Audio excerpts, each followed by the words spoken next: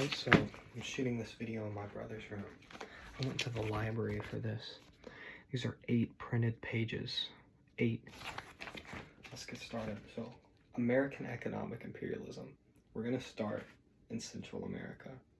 So our story begins during the turn of the 20th century in Central and South America. Agriculture, it's a big deal right now. Very big deal. You know, big thing. You know, turn of the 20th century, most people live in rural areas, especially in an underdeveloped country like the ones you see in Central and South America. You got a ton of little plantations everywhere. They're growing bananas, sugar, pineapple, all sorts of stuff, right? They're doing good for themselves. No big deal, like everything's good. And refrigeration happened. Everything's different. Produce can now be kept fresh for way longer in transit, meaning fruit companies could suddenly open up their businesses to the international market. Their biggest new trade partner being the United States. This massive opportunity gave rise to 3 main fruit companies known as United Fruit Company, Cuyamel Fruit Company, and the Vaccaro Bros. By growing, shipping, and selling fruit, these 3 firms made just obscene amounts of money, a lot of which went towards buying out smaller family-owned farms and plantations. Then they made even more money. Until eventually the only competition that was left was the other big-ass fruit companies. Then stuff got real. Years 1910, one of the companies, Cuyamel, was doing most of its business in the country of Honduras when the president of Honduras, Miguel Davila, decided to get a land grant to the Vaccaro Bros in exchange for helping build some roadways. In doing so, they basically stole a bunch of Cuyamel's potential plantations and gave them to a competitor. The owner of Cuyamel said, "I don't like those guys. If only there was some way for a guy like me to significantly influence the world around him for his own personal gain." Wait a minute, I'm rich. So he used a portion of his McDuck-ass fortune. You know McDuck, like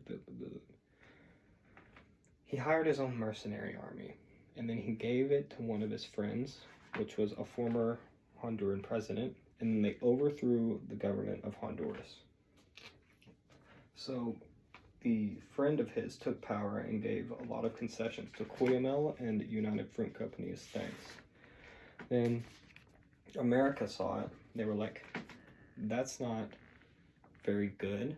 What's going on with you?" And then the owner of said company was like, "We're going to help this country succeed. Business and politics are basically the same thing anyway." And America was like, "Well, we can't really police other governments yet." And then they sold fruit to America, and America was very happy with that. So they had their business interests secured. They kept thriving, they kept expanding, but they got cut so many breaks by the government, and the government got very little profit, and that didn't really trickle down much to the people at all. The debt of Honduras got so bad that the government ended up not really being able to do anything. It couldn't pave roads, it couldn't make proper infrastructure or anything like that. So the 3 fruit companies stepped in and said, "We got this," and started building the country's infrastructure for themselves. Talking railways, telegraphs, telephone lines, radio towers, all sorts of stuff. They even switched the countries to the US dollar. Now this wasn't, you know, like a benevolent kind of thing. It helped them as well. Helped things run smoothly. So they had total power over the plantations. They had a monopoly over all sorts of major big points of infrastructure in these countries and industry. And a lot of other Central and South American countries soon followed this pattern, creating like a weird, corrupt symbiosis. The fruit companies would get big breaks from the government and land grants and stuff like that. The government would get payoffs and get a lot of their infrastructure and industry built for them. And the banana republics were born. Also a rich oligarchical minority in the Central American companies. So yeah, it was really good for like the upper portion of the population. For your average person, you're working on a farm, you know, owned by one of these companies. You're making horrible, dirt poor wages. it's not really going well for you, you know. And for about a decade and a half, it was like that. Koyamel got bought out by United Fruit Company, but then the owner of Koyamel kind of started owning it, and then the Vaccaro Bros got renamed to Standard Fruit. Then 1944, the country of Guatemala had a democratic revolution, and the newly elected leader, Juan Jose Arevalo, wasn't happy with how the companies treated his people, right? So he started making reforms, minimum wage, universal suffrage, you know, more money to the people, basically. United Fruit Company did not like that. More rights for their workers, more wages for their workers, less profits. And then Guatemala got a new president. He continued the reforms. And then in 1953, they went to America for help. They basically said that these countries were communist. This was the communist revolution, all stuff like that. At this time, the Red Scare was starting to become a really big thing in America and Western Europe.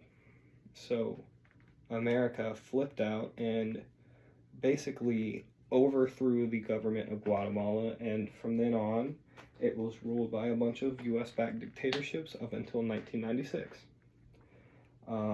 This has happened in a lot of places, especially in Central America. Red Fear, the profits from these companies, made for a very good deal for the United States to step in and, you know, deal with the issue.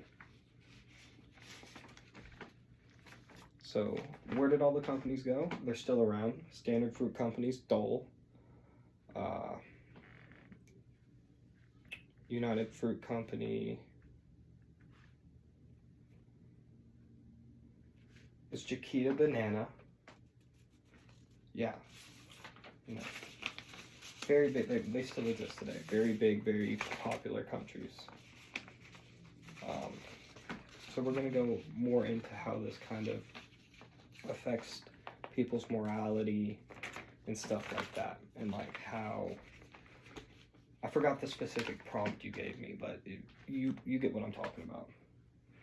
So basically, in South America and in a lot of places like that, the profits from these countries, the large amount of goods coming in, the cheap exploitable labor of the people leads to, you know, a very complacent populace in the more developed companies that are benefiting off of the suffering of these people, right? Like when you can get cheap fruit, cheap clothing, cheap anything, even at the expense of other people who live 1,000 miles away from you, it doesn't become a big thing to you. You don't think about it. Why is it such an issue, you know? So going more into that, we're going to start talking about China, and then I'm going to connect that to that as well. So 1899, the Secretary of State made a move to acquire China's markets for America. There was this thing called open door notes, which were like these things that Hay himself drafted to exemplify U.S. interests in the region. And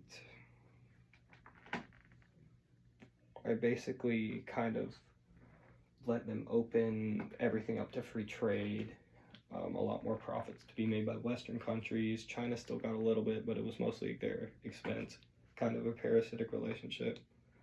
Not really any tariffs or anything like that, so it gave a big advantage to Western countries and Western interest in China. They had to maintain free access to all treaty ports in China, to pay railroad charges and harbor fees, and China would collect taxes on trade when it's in its border.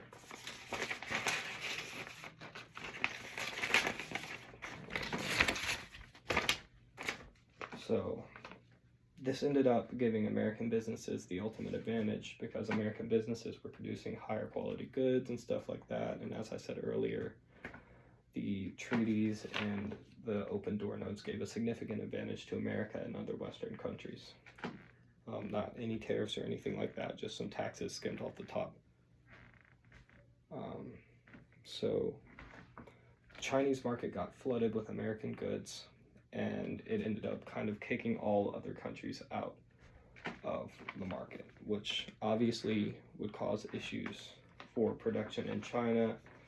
Not as many workers being able to work, you know, cheap goods from America coming in, not as much regional production, stuff like that. This kind of goes back into like, we're making profits, we're getting benefit from this. These people live 2,000 miles away. Why is it our issue? Like, even if they're suffering, even if it's causing difficulties for them, we don't have to worry about it. It's whatever. So greed, money, you know, easy goods, just being able to afford things for cheap, being able to get what you want even at the expense of other people, kind of turns even so-called moral people into, you know, like uncaring.